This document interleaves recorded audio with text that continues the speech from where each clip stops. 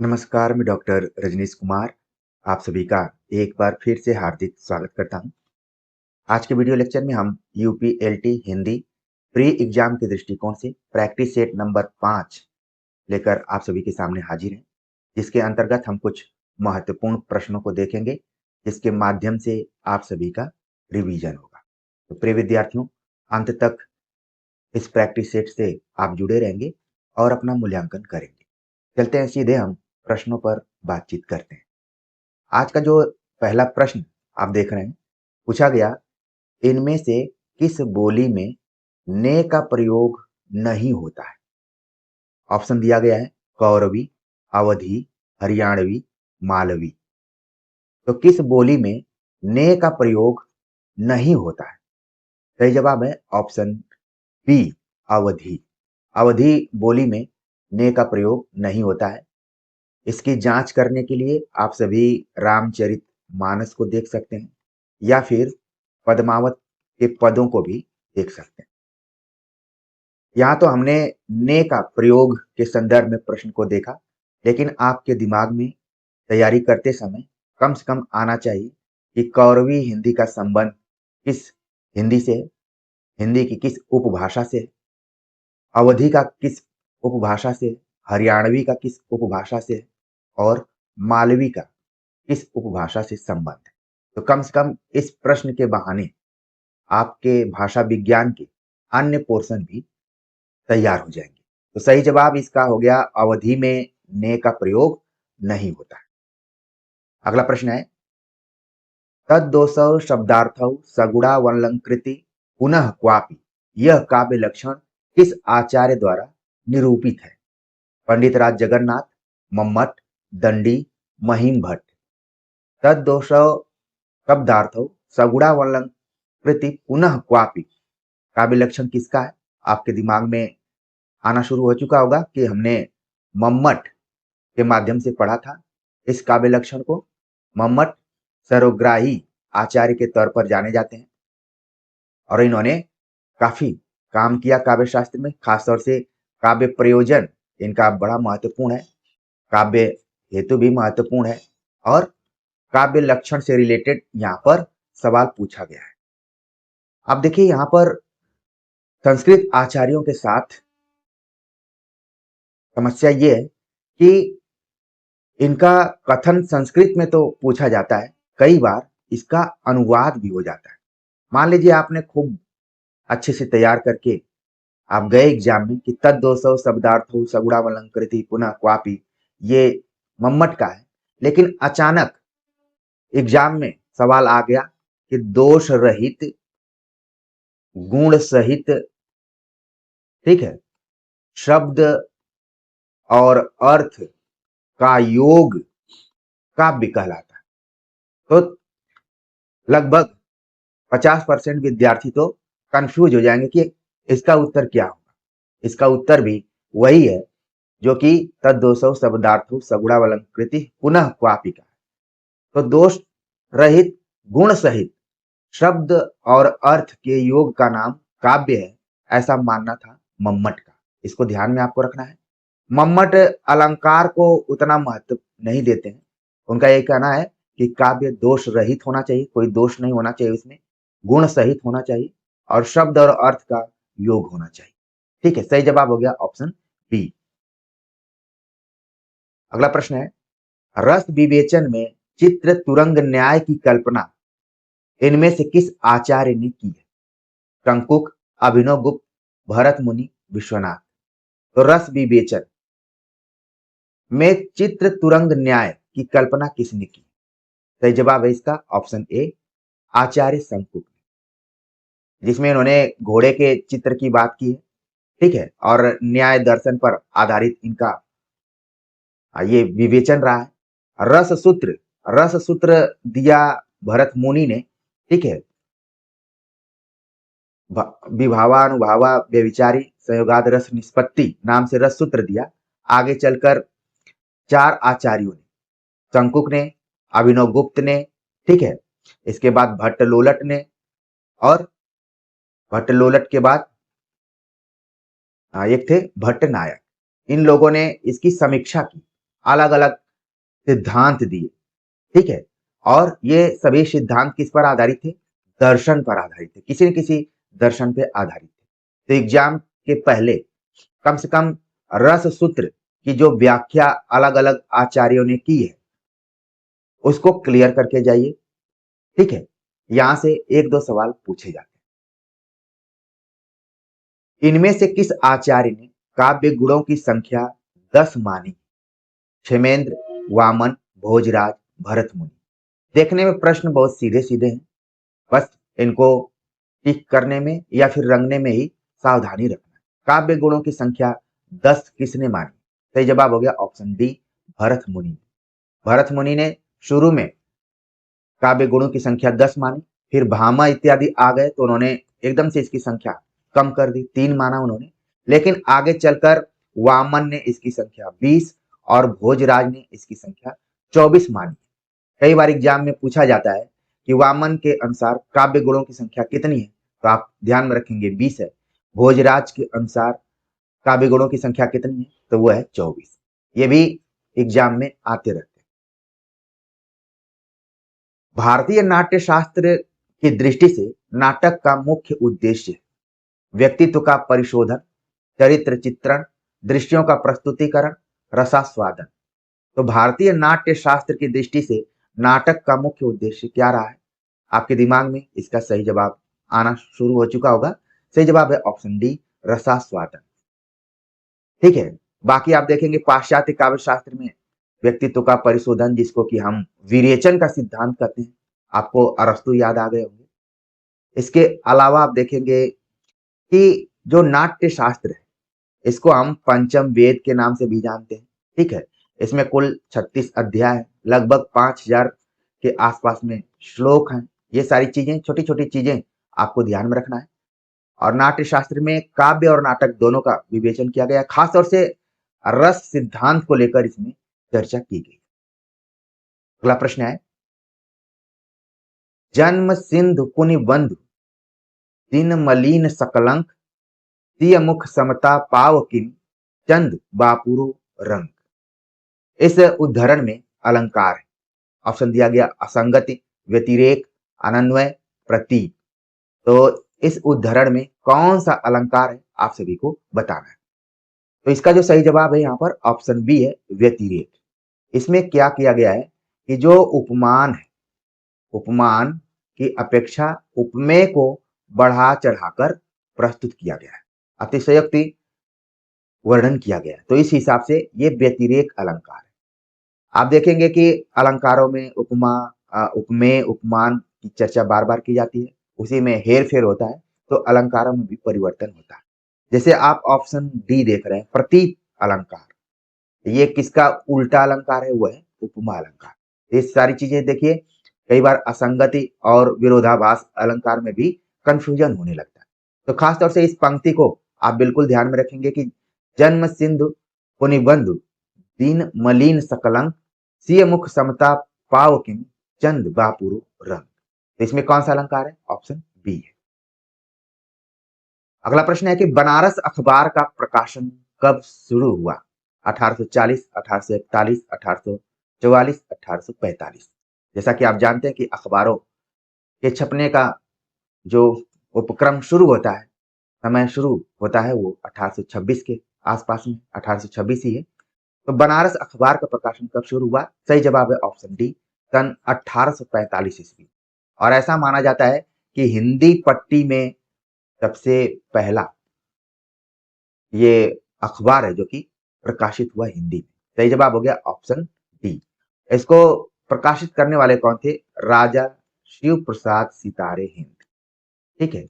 राजा शिव प्रसाद सितारे हिंद ने बनारस अखबार का संपादन किया सन 1845 ईस्वी। इंग्लैंड से प्रकाशित होने वाले पत्र का नाम है हिंदुस्तान, भारत मित्र, सदादर्श, देश हितैषी। तो इंग्लैंड से अभी तक तमाम पत्र भारत में प्रकाशित हो रहे थे। ज्यादातर शुरुआती दौर में आप देखेंगे कि कलकत्ता से प्रकाशन शुरू हुआ, फिर धीरे धीरे हिंदी पट्टी के तरफ लोग बढ़ना शुरू किए। लेकिन उसी समय इंग्लैंड में एक पत्र प्रकाशित हो रहा था, उसका नाम था हिंदुस्तान। सही जवाब हो गया ऑप्शन ए, जो कि 1833 ईस्वी में इसका प्रकाशन हो रहा था और इसके जो प्रकाशन करने वाले थे उनका नाम था राजा रामपाल सिंह। ठीक है, ये प्रकाशन करते थे वहां पर हिंदुस्तान नाम से। ठीक है, सही जवाब हो गया ऑप्शन ए। अगला प्रश्न है, चंदन बाला रास के रचयिता जिन धर्मसूरी, विजय सेन सूरी, जिन दत्त सूरी, आसब, चंदन बाला रास के रचयिता कौन है? सही जवाब हो गया ऑप्शन डी, आसुब कवि। कई बार इनके नाम में कवि शब्द भी लगा रहता है, तो सही जवाब तो हो गया ऑप्शन डी। कुछ इसमें जो और सूरी सूरी नाम करके कवि हैं, इनकी रचनाओं को भी आप अगर ध्यान में रखें तो ज्यादा बेहतर होगा। जैसे स्थूलिभद्र रास, स्थूलिभद्र आप देखेंगे कि साहित्य ऐतिहासिक व्यक्तित्व रहे। इसके बाद रेवंत गिरिरास, ठीक है, ये सब भी ध्यान में आपको रखना है। उपदेश रसायन, ये खूब सवाल पूछा जाता है। तो जैसे आप प्रैक्टिस सेट लगा रहे हैं तो कम से कम विकल्पों पर फोकस कीजिए। हमने एक वीडियो लेक्चर जरूर तैयार किया था कि बार बार प्रैक्टिस सेट करने के बाद भी गलती हो रही है तो उसको हमें कैसे देखना है, नकारात्मक में देखना है या फिर सकारात्मक में देखना है। अगर 100 क्वेश्चन में आपका 15 सवाल गलत हो जा रहा है, 12 सवाल गलत हो जा रहा है, तो इसको पॉजिटिव में देखना है, बहुत निगेटिव नहीं होना है, डरना नहीं। लेकिन 100 में केवल 15 सवाल सही हो रहे हैं, 12 सवाल सही हो रहे हैं, तब चिंता की बात है। तब मान लीजिए कि आप केवल एग्जाम हॉल में उपस्थित भर हैं, बाकी आप फाइट में नहीं। तो इसी तरीके से आप हर एंगल से देखने का प्रयास करेंगे तो आपकी तैयारी अच्छी होगी। बाकी कई बार लक फैक्टर भी काम करता है। मान लीजिए आपने खूब बेहतरीन तैयारी की है और आपका डेस्क आगे पड़ गया एकदम, और वहीं पर इन्विजिलेटर बैठे हुए हैं, वो लोग आपस में बातचीत कर रहे हैं, शोर मचा रहे हैं और आपका ध्यान भंग हो जा रहा है। तो कई बार मन मुताबिक सीटें मिलना भी वो दिन काफी इंपॉर्टेंट होता है। कहने का मतलब यही है कि परीक्षा का दिन बहुत महत्वपूर्ण होता है। अगला प्रश्न है, इनमें से ज्ञानाश्रय शाखा के कवि नहीं है? धर्मदास, अग्रदास, दादू दयाल, कबीरदास। तो ज्ञानाश्रय शाखा, जिसको कि हम एक और नाम से जानते हैं संत काव्य, तो संत काव्य यानी ज्ञानाश्रय शाखा के कवि नहीं है, हमें बताना है। सही जवाब हो गया ऑप्शन बी, अग्रदास। अग्रदास का संबंध आप जानते हैं कि राम भक्ति शाखा से रहा है। ठीक है, सही जवाब हो गया ऑप्शन बी। इनमें से दूसरा सप्तक में संकलित कवि रघुवीर सहाय, केदारनाथ सिंह, शरशर दयाल सक्सेना, नेमी चंद्र जैन। तो देखिए सप्तक से संबंधित यहाँ पर सवाल पूछा गया है। दूसरा सप्तक 1951 में इसका प्रकाशन होता है, तार सप्तक जो 1943 में, तीसरा सप्तक 1959 में और चौथा सप्तक 1979 में हुआ। सभी के संपादक कौन थे? अज्ञेय थे। ये चीज तो आप क्लियर जानते हैं। इन सप्तकों की भूमिका बहुत ही महत्वपूर्ण है। हमारी कोशिश होगी कि कभी भूमिका को लेकर एक वीडियो जरूर बनाऊं, जिससे कि तमाम ऐसे विद्यार्थी हैं जो कि जानना चाहते हैं बहुत कुछ, तो उनके लिए फायदेमंद होगा। दूसरा सप्तक का हमने सूत्र बनाया हुआ था। जब मैं खुद एग्जाम देता था तो मैं सूत्र बनाया था SBSHNDR। इसको हम सोने के पहले रात में एक बार याद कर लेते थे। एस का मतलब यहाँ पर हो गया शमशेर बहादुर सिंह, बी का मतलब हो गया यहाँ पर भवानी प्रसाद मिश्र, एस का मतलब हो गया शकुंत माथुर। शकुंत माथुर यानी शकुंतला माथुर, जिसको कई बार किताबों में आप देखते होंगे, शकुंत माथुर। हरि नारायण व्यास, हरि नारायण, ठीक है, नरेश मेहता।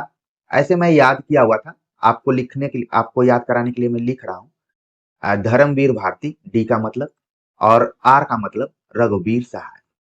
तो जितना हमने लिखने में वक्त लिया, SBSHNDR मैं अपने हिसाब से याद करता था। बहुत लोग इसको काव्यात्मक पंक्ति के रूप में भी लिख लेते हैं। सबके याद करने की कुछ न कुछ शैली होती है, तो ऐसे हमने याद कर लिया। अब आप विकल्प में देखेंगे कि दूसरा सप्तक के कवि कौन है, तुरंत आपके दिमाग में आ जाएगा कि ऑप्शन ए है रघुवीर सहाय।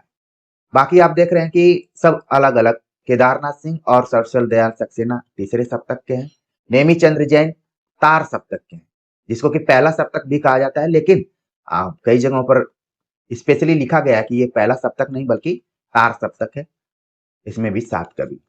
ठीक है, तो इस हिसाब से कम एग्जाम के पहले इन चारों सप्तकों को आप याद करके जरूर जाइए, अपने ध्यान में रखिए। ठीक है। अगला प्रश्न है, रस निष्पत्ति के संबंध में भट्ट लोलट का मत है। भट्ट लोलट का कौन सा मत है हमें बताना है। अनुमितिवाद, उत्पत्तिवाद, भुक्तिवाद, अभिव्यक्तिवाद। तो जैसा कि हमने शुरू के एक प्रश्न में बताया था कि भरत मुनि ने रस सूत्र दिया, बाद में रस निष्पत्ति को लेकर 4 आचार्यों ने चिंतन मनन किया और सभी ने अपने अपने सिद्धांत दिए। जैसे अनुमितिवाद का सिद्धांत दिया शंकुक ने, जिसका कि हमने पढ़ा ऊपर चित्र तुरंग न्याय। उत्पत्तिवाद भट्ट लोलट ने दिया इसको। ठीक है, आप इनको जरूर ध्यान में रखिए। भुक्तिवाद भट्ट नायक ने दिया और अभिव्यक्तिवाद अभिनव गुप्त ने दिया। उस जमाने के ये लोग अच्छे स्कॉलर थे और काफी काम किया इन्होंने। तो देखिए यहाँ पर सही जवाब क्या हो गया, ऑप्शन बी हो गया, उत्पत्तिवाद। अभी भट्ट लोलट का पूछा गया, बाद में कभी शंकुक का पूछ दिया जाएगा, कभी भट्ट नायक का पूछा जाएगा, तो एक और शब्द इसमें जुड़ा रहेगा, साधारणीकरण। ठीक है। हम उम्मीद करते हैं कि इसमें से कोई एक क्वेश्चन जरूर आपके एग्जाम में रहेगा। एक चीज और आप याद कर लेंगे तो कंप्लीट हो जाएगा, दर्शन। ठीक है, तो दर्शन को आपको याद करना है। कभी कभी मैं याद करता था मीमांसा। ठीक है, उत्पत्तिवाद, न्याय दर्शन शंकुक का हो गया, सांख्य दर्शन भुक्तिवाद का हो गया और शैव दर्शन हो गया अभिव्यक्तिवाद का। तो मनस करके मैं याद करता था, क्योंकि हमने आप सभी को बताया कि आप कई बार अपने से बातचीत कीजिए कि आप चीजों को कैसे याद कर सकते हैं, क्योंकि सफलता का जो मंत्र होता है सबका अलग अलग होता है। ठीक है। अगला प्रश्न है कि निम्नलिखित लक्षण ग्रंथों को उनके रचनाकारों से सुमेलित कीजिए और दिए गए कूट से सही उत्तर से चयन कीजिए। एक तरफ लक्षण ग्रंथ है, रचनाकार है। जब भी लक्षण ग्रंथ की बात आएगी तो आपके दिमाग में एक कालखंड आना चाहिए, वो कालखंड है रीतिकाल। ठीक है, जितना लक्षण ग्रंथ रीतिकाल में लिखे गए उतने और किसी कालखंड में नहीं लिखे गए। तो भाषा भूषण, ललित ललाम, काव्य निर्णय, जगत विनोद, ये सब दिया गया है।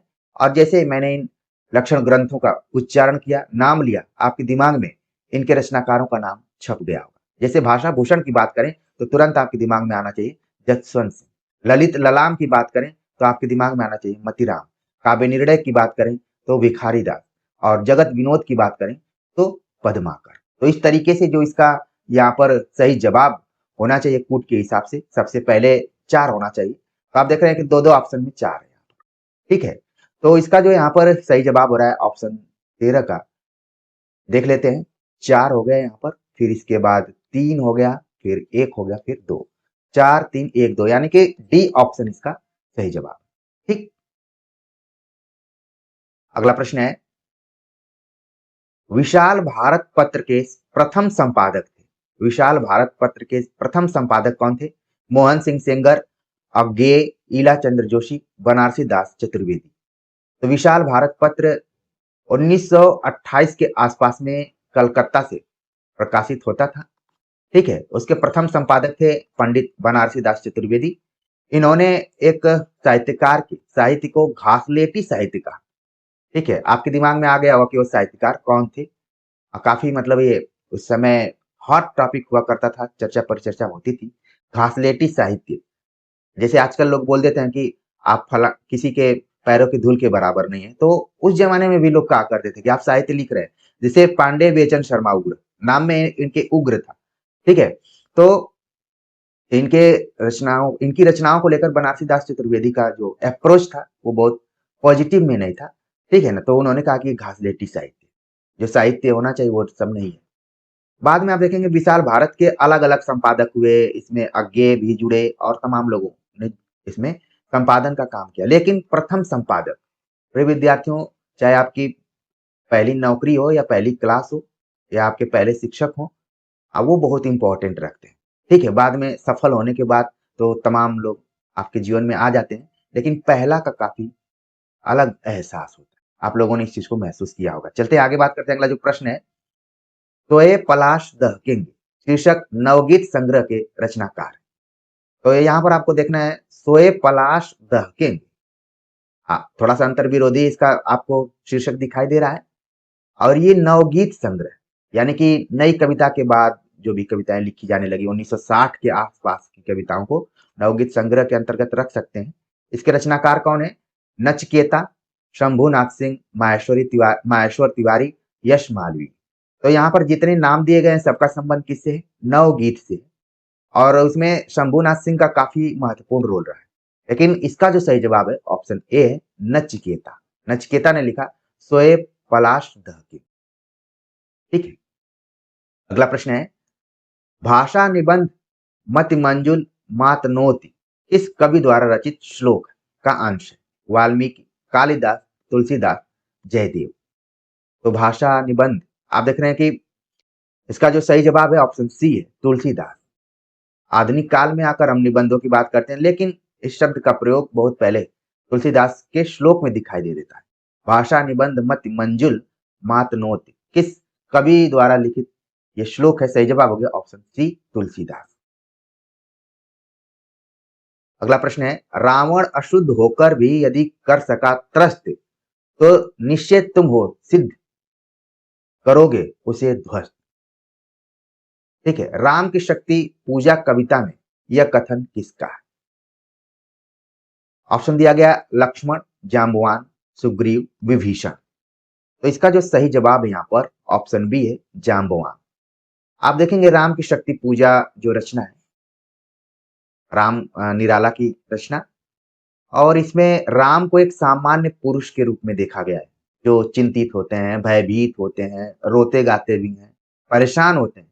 जैसे आप सभी एग्जाम की तैयारी को लेकर परेशान होते हैं, उसी तरीके से राम भी परीक्षा में थे। उन लोगों की परीक्षा अलग हुआ करती थी।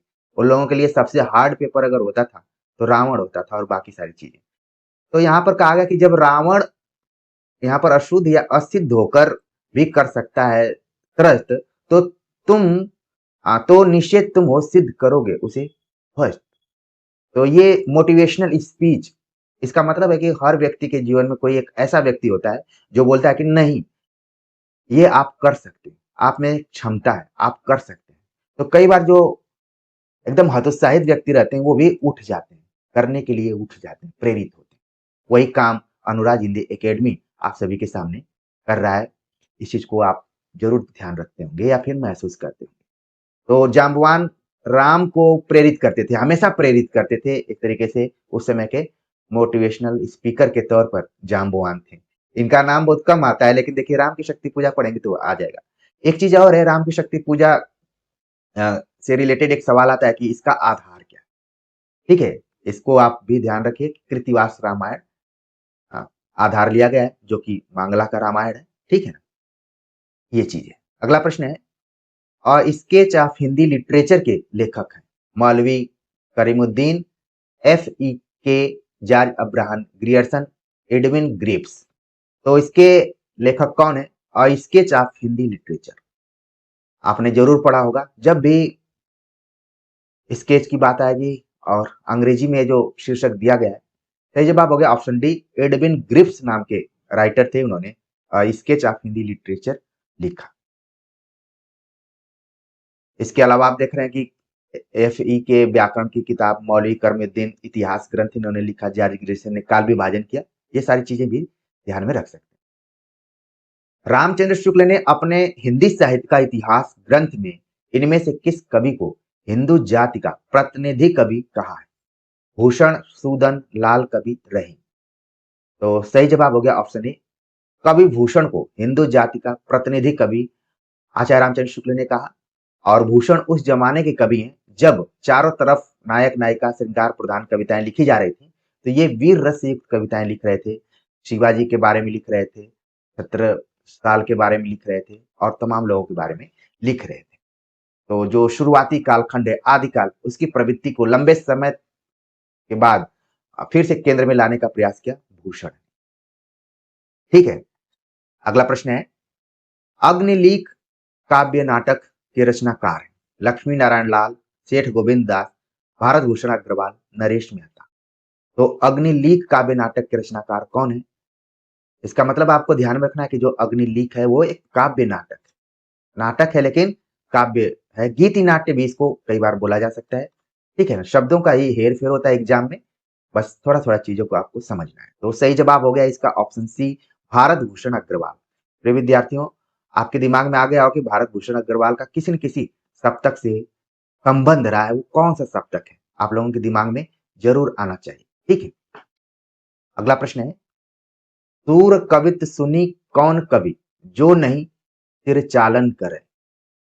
सूरदास के संबंध में यह प्रशस्ति कथन किसका है? ब्रजरत्न दास, परशुराम चतुर्वेदी, विठलनाथ, नाभादास। तो सूरदास की प्रशंसा किसने कही कि सूर कवित सुनी कौन कवि, जो नहीं सिर चालन करे। कि भला सूरदास के कवित्व को किसने नहीं सुना होगा या फिर नहीं जाना होगा। तो प्रशंसा की गई यहाँ पर। सही जवाब है ऑप्शन डी, नाभादास।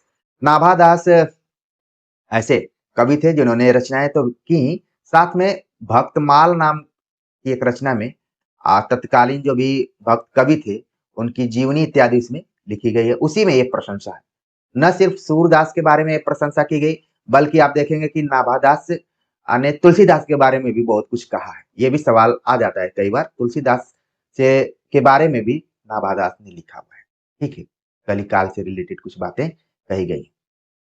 अगला प्रश्न है, हिंदी साहित्य का इतिहास दर्शन के लेखक हैं रामविलास शर्मा, नलिन विलोचन शर्मा, केसरी नारायण शुक्ल, कृष्णलाल। हिंदी साहित्य का इतिहास दर्शन किसने लिखा है?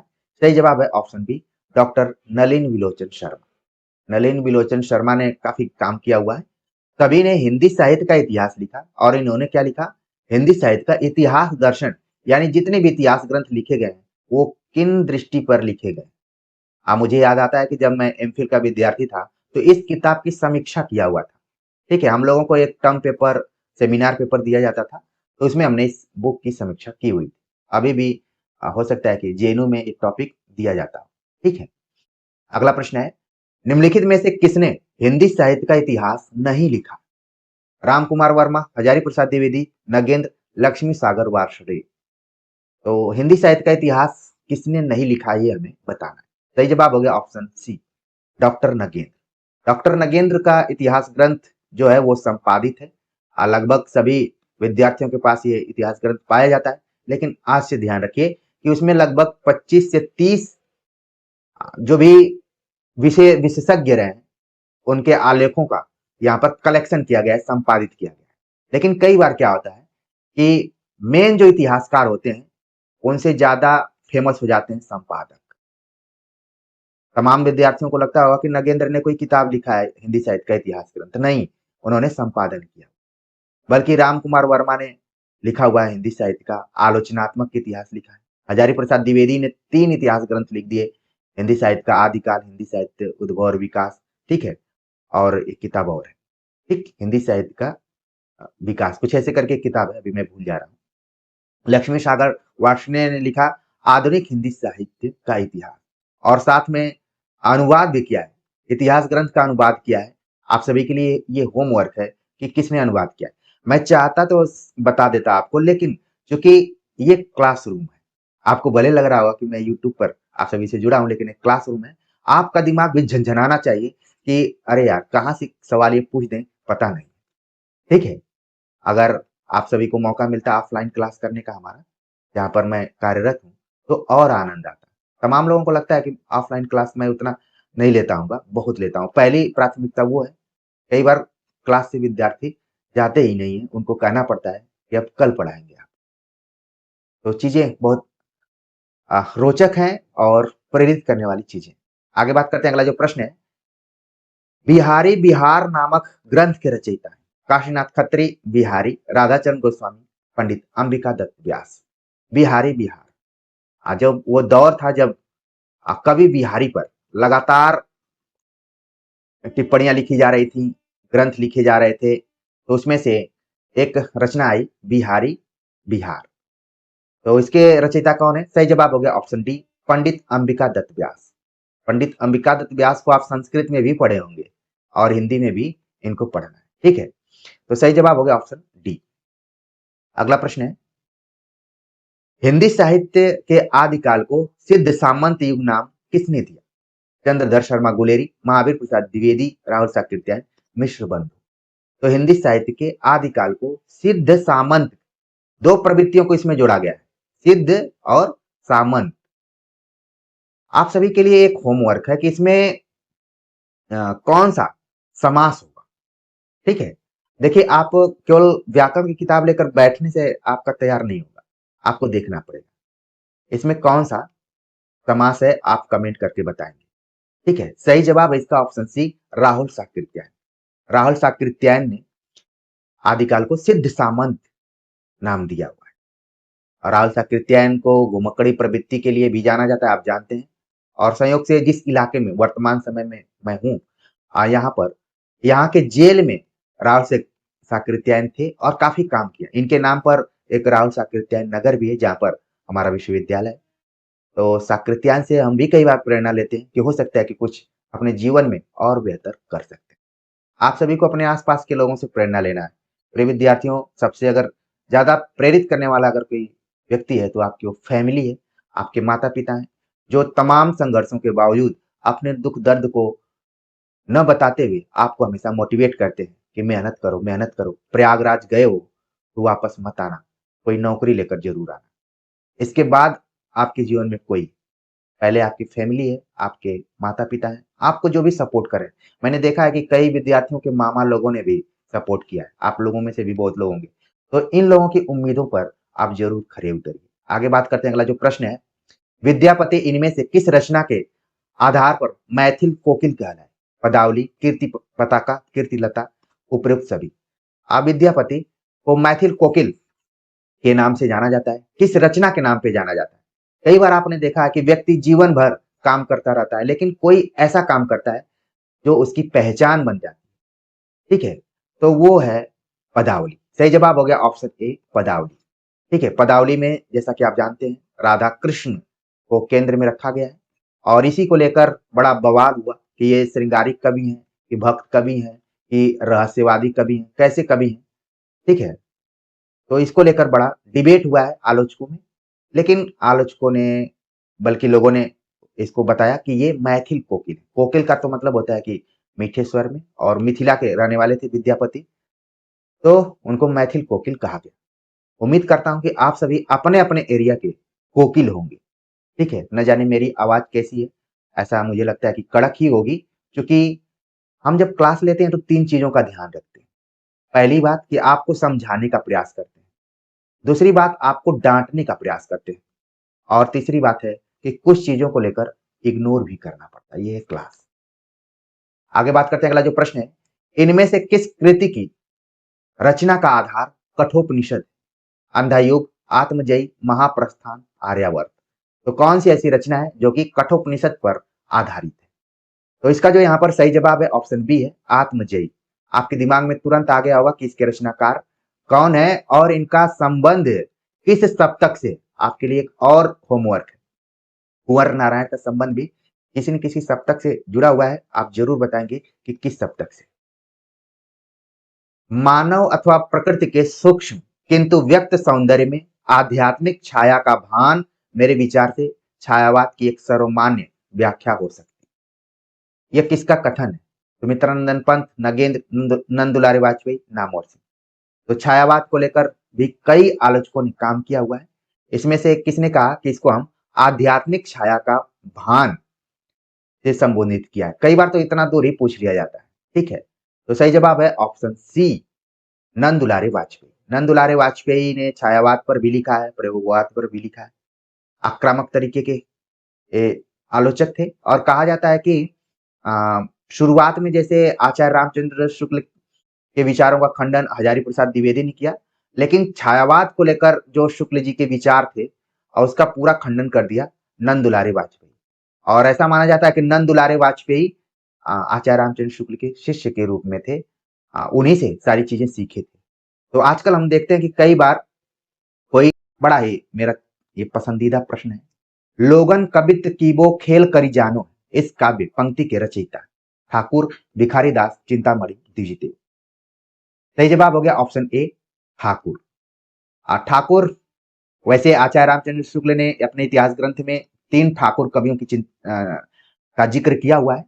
उसमें से एक का ये है जो चर्चित है, लोगन कवित कीबो खेल करी जानो। ये बात उस समय कही गई जब कोई भी आता था और कविता लिखने लगता था, जैसा मन करता था वैसा कविता। लेकिन इन्होंने कहा कि कवि कर्म जो होता है वो बहुत कठिन होता है।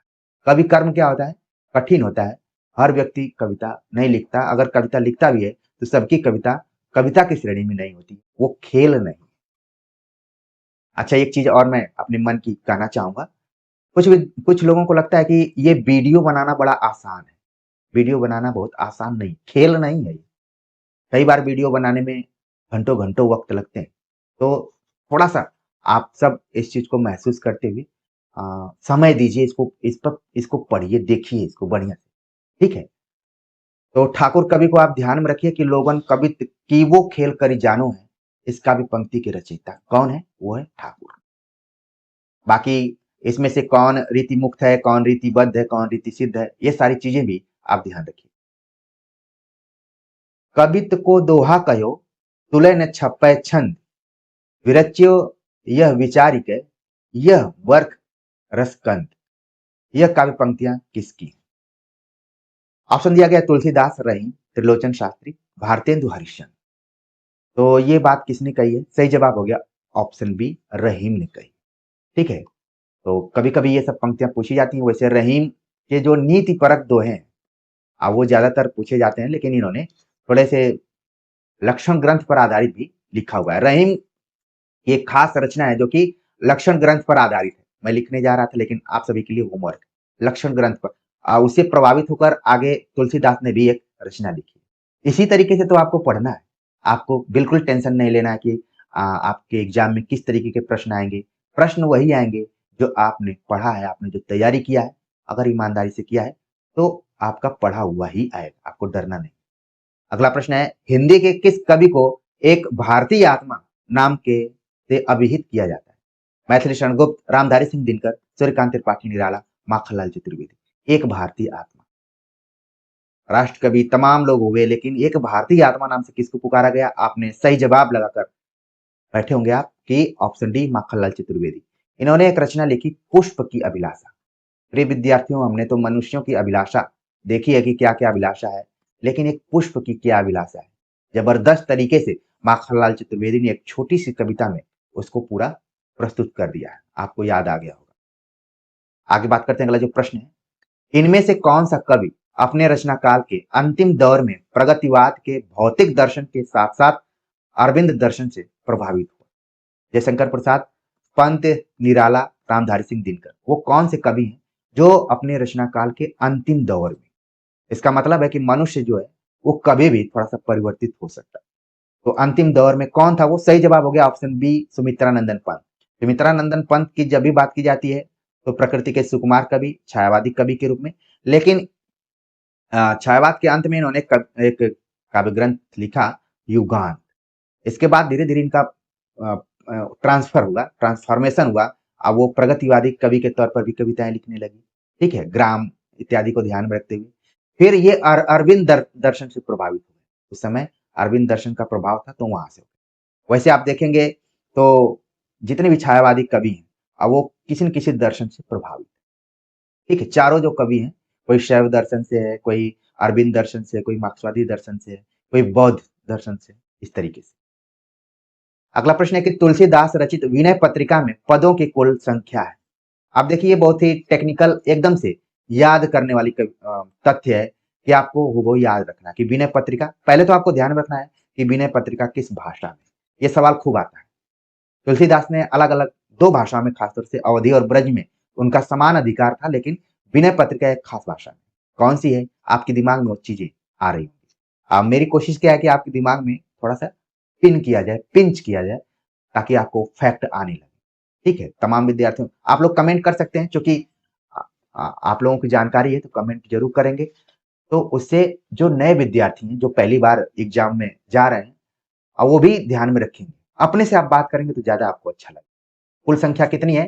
सही जवाब हो गया ऑप्शन सी, 279।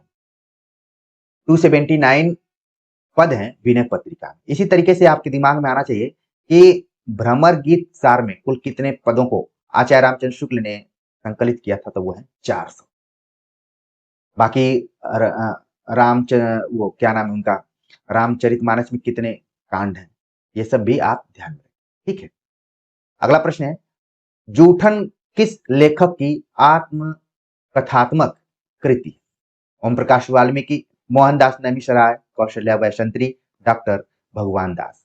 तो जूठन चर्चित आत्मकथा, दलित आत्मकथा किसकी है बताने की जरूरत नहीं है। सही जवाब है ऑप्शन ए, ओम प्रकाश वाल्मीकि। इसकी भूमिका, जूठन की भूमिका लिखी थी राजेंद्र यादव, जो कि कथा आलोचक के रूप में जाने जाते हैं, और साथ में हंस पत्रिका का दोबारा से इन्होंने जो प्रकाशन कराया था, तो इसके लिए जाने जाते हैं। खासतौर से दलित और स्त्री विमर्श की जो नींव पड़ी, उसके नींवकर्ता राजेंद्र यादव थे।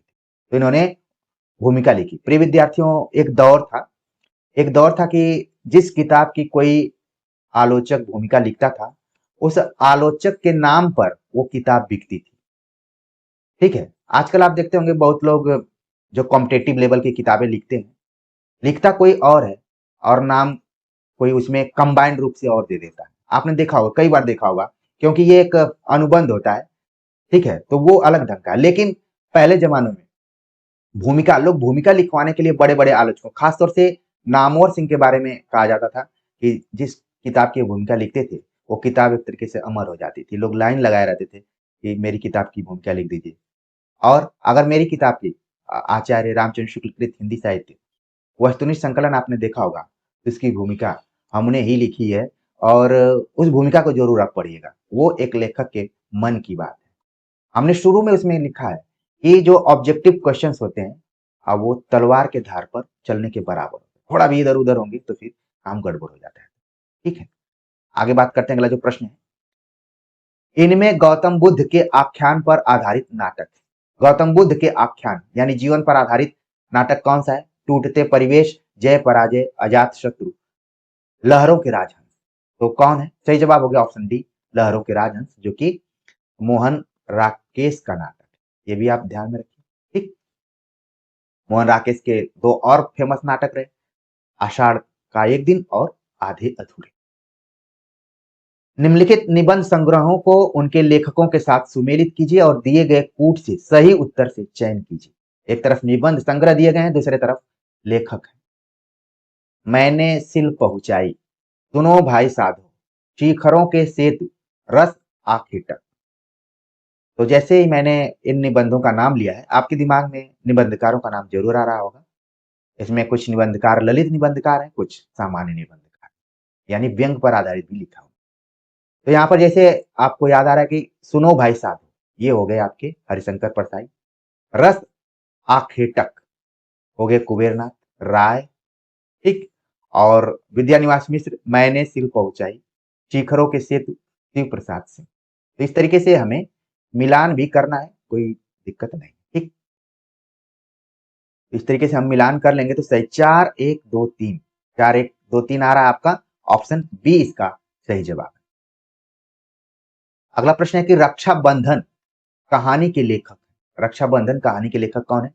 चंद्रधर शर्मा गुलेरी, वृंदावन लाल वर्मा, विश्वंभर शर्मा कौशिक, इनमें से कोई नहीं। तो रक्षाबंधन कहानी के लेखक कौन है, कहानीकार कौन है? सही जवाब है ऑप्शन सी, विश्वंभर नाथ शर्मा कौशिक। देखिए, कौशिक इनका उपनाम है, कई बार पूरा नाम भी पूछ लिया जाता है कि किस कहानीकार का है। ठीक है, तो ये हो गए रक्षाबंधन कहानी के लेखक, यानी कहानीकार हो गए।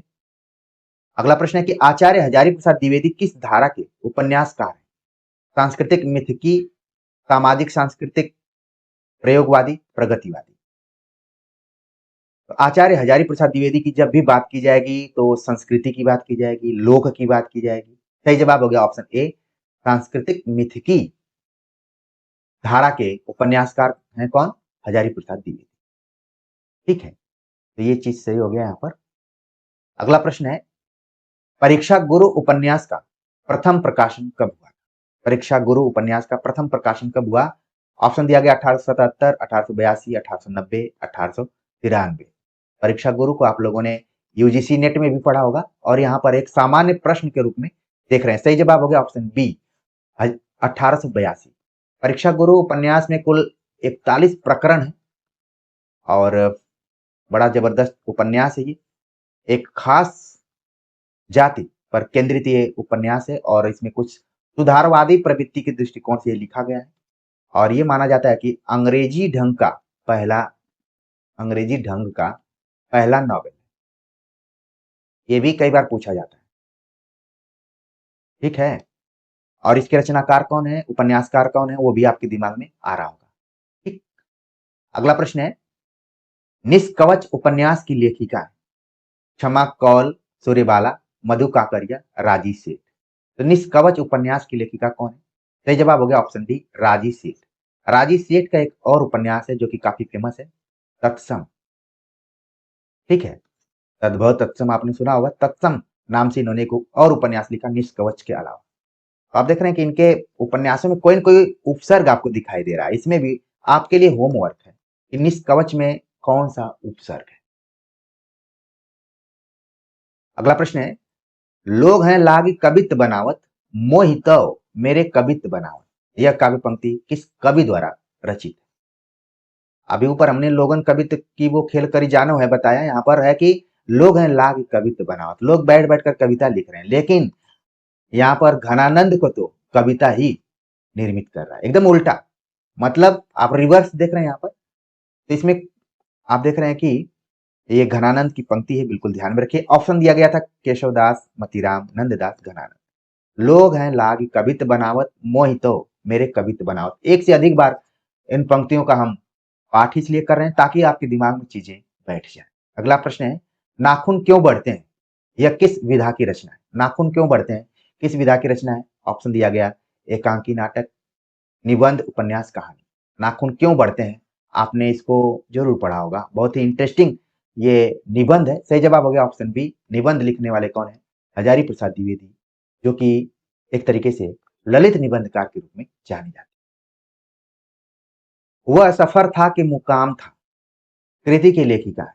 वह सफर था कि मुकाम था। देख रहे हैं इसमें भी अंतर्विरोध है। इसकी लेखिका कौन है? ऑप्शन दिया गया, मैत्रेयी पुष्पा, मृदुला गर्ग, उषा प्रेमता, प्रभा खेतान।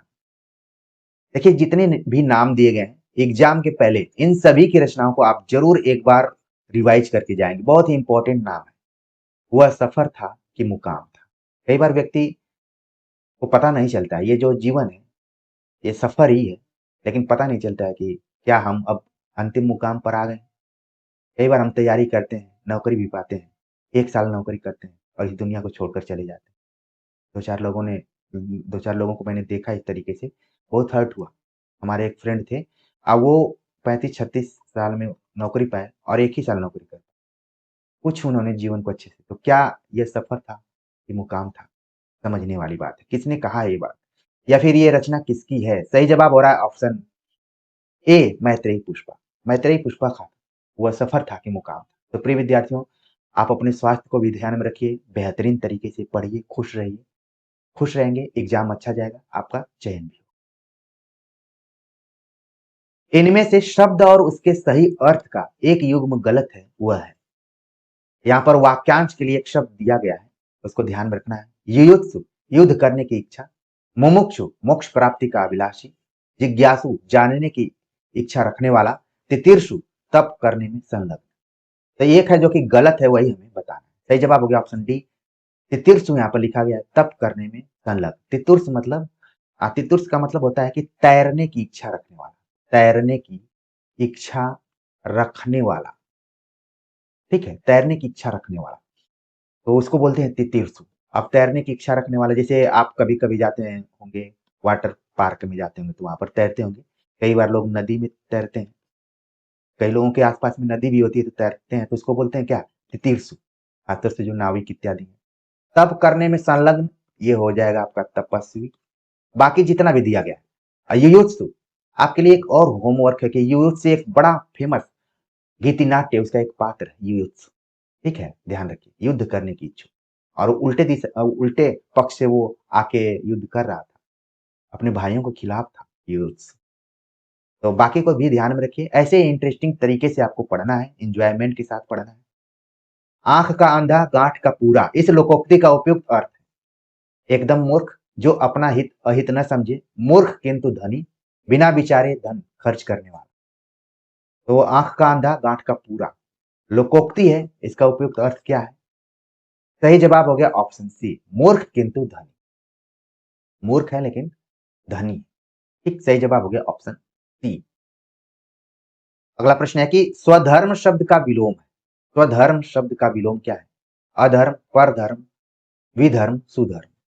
तो देखिए स्व इसमें एक तरीके से उपसर्ग टाइप का लगा हुआ है, तो इसका उल्टा होगा पर। सही जवाब हो गया ऑप्शन बी। इसका मतलब है कि जब आप विलोम शब्दों को खोजेंगे तो वो उसी का मिलता जुलता रहेगा। ठीक है, स्व का परधर्म, ऐसे मिलता जुलता ही विलोम होता है। अगला प्रश्न है, इनमें से अशुद्ध वाक्य कल, आज और कल अवकाश रहेगा, आज मौसम अच्छा है, अब परीक्षा होने वाली, मैंने पत्र भेज दिया। अशुद्ध वाक्य हमें बताने। तो इसमें अशुद्ध वाक्य आप देख रहे हैं ऑप्शन पहला है, कल के स्थान पर यहां पर होना चाहिए परसों। कल, आज और परसों अवकाश रहेगा। ठीक, नॉर्मली बोलने के लिए लोग बोल देते हैं, व्यवहारिक रूप में बोलते हैं, लेकिन अगर हम व्याकरणिक रूप में देखें तो ये ऑप्शन क्या हो गया? गलत है। अगला प्रश्न है, धर्म बुद्धि में समास है, तत्पुरुष बहुब्रीहि, कर्मधारय द्वंद्व। तो धर्म बुद्धि में कौन सा समास है? सही जवाब हो गया ऑप्शन सी, कर्मधारय समास। अगला प्रश्न है, अन्वय शब्द का संधि विच्छेद है। अन्वय शब्द का संधि विच्छेद क्या है? अनुवय, अनुअय, अनअय, अन्वय। एग्जाम में अक्सर ऐसे ही शब्द दे दिए जाते हैं और इसी तरीके से उल्टा पुल्टा इनका विच्छेद भी कर दिया जाता है। ध्यान नहीं देंगे तो रंगने में गड़बड़ी हो सकती है। दो में कंपटीशन है, बाकी तो दो खत्म है। सही जवाब हो गया ऑप्शन बी, अनुअय। आप कमेंट कर कर जरूर बताएंगे कि इसमें कौन सी संधि। ठीक है, कमेंट नहीं भी करेंगे तो अपने दिमाग में आप जरूर रखिए कि कौन सी संधि यहाँ पर हो रही है। अगला प्रश्न है कि इनमें से गलत वर्तनी का शब्द आधीन, ज्योत्सना, अहर्निश, अनुगृहित। गलत वर्तनी मतलब अशुद्ध वर्तनी कौन सी है? लगातार हम जब प्रैक्टिस सेट आपको करा रहे हैं, शब्द कहीं कहीं से घुमड़ कर आ ही रहा है। सही जवाब है ऑप्शन ए, आधीन नहीं बल्कि अधीन। ठीक, याद हो कि न याद हो, संस्मरण कृति के लेखक हैं राजेंद्र यादव, अजित कुमार, काशीनाथ सिंह, विष्णुकांत शास्त्री। याद हो कि न याद हो? सही जवाब है ऑप्शन सी, काशीनाथ सिंह का यह संस्मरण। अगला प्रश्न है, इनमें से भास की कृति बाल भारत, बाल चरित, नैषध चरित, नागानंद। तो भास जो कवि नाटककार रहे, जो कि कालिदास के भी पहले थे। सबसे पहले अगर कोई नाटककार माने जा सकते हैं तो वो भास हैं, जिन्होंने की लगभग 13 नाटक लिखे हैं, अलग अलग उनकी रही है। तो इसका जो यहाँ पर सही जवाब हो रहा है ऑप्शन बी हो रहा है, बालचरित। ठीक है, अगला प्रश्न है, गोधुम गोधुम चड़कम में समास है। गोधुम चड़कम में समास क्या है? इतरेतर द्वंद, दिगु, एक रोष द्वंद, समाहार द्वंद। ठीक है, तो इसमें कौन सा समास है ये हमें बताना है। सही जवाब हो गया यहाँ पर ऑप्शन डी, समाहार द्वंद। ठीक, सही जवाब होगा ऑप्शन डी। इसको ध्यान में रखिए, थोड़ा सा संस्कृत पैटर्न पर आधारित समास। अगला प्रश्न है कि परिश्रम के बिना ज्ञान प्राप्त नहीं होता, वाक्य का संस्कृत में अनुवाद होगा। परिश्रम के बिना ज्ञान प्राप्त नहीं होता, कितनी बड़ी बातें कही जा रही है। अच्छा, एक चीज मैं देखता हूं कि जब भी एग्जाम देने जाता हूं, कुछ हो ना हो लेकिन कोई नई सीख वहां से मिलती है। एग्जाम बहुत कुछ सिखाता है। परिश्रम के बिना ज्ञान प्राप्त नहीं होता, इससे बड़ा मोटिवेशनल वाक्य क्या हो सकता है? ऑप्शन दिया गया, परिश्रमस्त बिना ज्ञानम न भवति, परिश्रमेण बिना ज्ञानम न प्राप्यते, परिश्रमम बिना ज्ञानम न अर्जति, परिश्रमात बिना ज्ञानम न प्राप्यते। तो हमें अनुवाद करना है। इसका जो यहाँ पर सही जवाब हो रहा है ऑप्शन बी हो रहा है, परिश्रमेण बिना ज्ञानम न प्राप्यते। बिना के अर्थ में यहाँ पर तृतीया का प्रयोग हुआ है। सही जवाब हो गया ऑप्शन बी, परिश्रमेण। ठीक है, जैसे रामेण, उसी तरीके।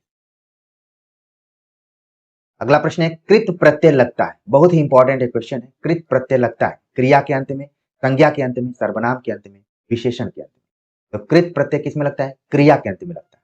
और इसी का भाई है तद्धित प्रत्यय, वो संज्ञा, सर्वनाम, विशेषण में जाकर लगता है। ठीक, सही जवाब हो गया ऑप्शन ए। औचित्य के आधार पर होता है सामर्थ्य निर्णय, सन्निधि निर्णय, अर्थ निर्णय, उपयुक्त सभी। औचित्य का आधार क्या होता है? अर्थ निर्णय, यानी कि औचित्य का मतलब अर्थ और निर्णय दोनों है। सही जवाब हो गया ऑप्शन सी। इनमें से ऊष्म व्यंजन नहीं है। ह, श, श्र, ल। ऊष्म व्यंजन यहां पर पूछा जा रहा है। तो ऑप्शन डी इसका सही जवाब है। ल जो क्या है वो अंतस्थ व्यंजन। ठीक, तो ये चीज है। बाकी बाकी आप लुंठित पार्श्विक इस तरीके से भी ध्यान में रखिए कौन कौन वर्ण है।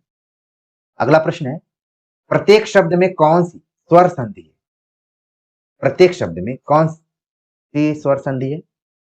गुण संधि, वृद्धि, यण संधि, अयादि संधि। तो इसको आप तोड़ लेंगे तो खुद आपको समझ में आ जाएगा किसमें कौन सी संधि है। सही जवाब है ऑप्शन सी, यण संधि। काव्य शोभा करान धर्मान अलंकारान प्रचक्षते। अलंकार की यह परिभाषा किस आचार्य की?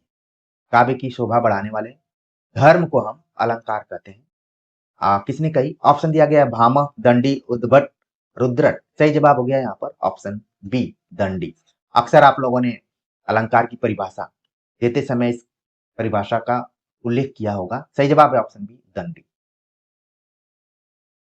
परि प्रेम नंदलाल के मोहि न भावत जोग, मधुप राजपद पाइक भीख न मागत लोग। इस उदाहरण में अलंकार है। दृष्टांत, विभावना, उदाहरण, निदर्शन। तो इसका जो सही जवाब है ऑप्शन ए है, दृष्टांत अलंकार है। क्योंकि इस पंक्ति को पढ़ेंगे, दोनों पंक्ति को, तो ऐसा लगेगा कि एक पंक्ति की छाया दूसरे पंक्ति पर पड़ रही है। तो बिंब प्रतिबिंब जब होता है तो वहां पर कौन सा अलंकार होता है? वहां पर अलंकार होता है दृष्टांत। सही जवाब है ऑप्शन ए। कई बार एग्जाम में आप जाएंगे, इतना पूछ देगा कि बिंब प्रतिबिंब का जो संबंध है वो किस अलंकार में है, वो है दृष्टांत। तो प्रिय विद्यार्थियों, हमने कुल 60 प्रश्नों पर हर बार की तरह आप सभी से चर्चा की। इस उम्मीद के साथ कि इन 60 प्रश्नों में आपके कुल कितने प्रश्न सही होंगे, उसके आप 2 मल्टीप्लाई कर लेंगे, 2 का गुणा कर लेंगे, उस हिसाब से मानकर चलेंगे कि 120 प्रश्न अगर होते तो हमारा इतना सही हो जाता। ठीक है, तो उम्मीद है कि आप सभी को ये जो प्रैक्टिस सेट सीरीज हम चला रहे हैं यूपी एलटी के दृष्टिकोण से, जो कि आने वाले यूपी जीआईसी जो भी एग्जाम है, प्रवक्ता परीक्षा, उनके दृष्टिकोण से महत्वपूर्ण है। इस प्रैक्टिस सेट के माध्यम से आपका मनोबल बढ़ रहा होगा, आप में एक कॉन्फिडेंस आ रहा होगा कि भाई जो हम पढ़ते हैं वही एग्जाम में आता है, ऊपर से कुछ टपक कर नहीं आता है। थोड़ा सा हमें परीक्षा के दृष्टिकोण से मानसिक रूप से तैयार होना है और हिम्मत बांध के रखना है। उसी तरीके से जैसे मान लीजिए किसी ऊंचाई से आपको कूदने के लिए कहा जाए तो आप एक अनुमान लगाते हैं कि मैं कूदूंगा कि नहीं। अगर कोई नाला है उसको पार करना है तो आप अनुमान लगाते हैं कि इसको मैं क्रॉस कर पाऊंगा कि नहीं। आपने देखा होगा जो पुलिस या फिर फौज की तैयारी करते हैं, वो ऊंची कूद, लंबी कूद कूदते हैं। वही आपको भी करना है। आप अनुमान लगाइए कि क्या हम इसमें हाइट में हैं। अगर मेहनत करेंगे तो फाइट में जरूर रहेंगे, सारी चीजें। तो ऐसे ही अपने से आप बात कीजिए, अपने को मोटिवेट कीजिए। सेल्फ मोटिवेशन भी काफी जरूरी है।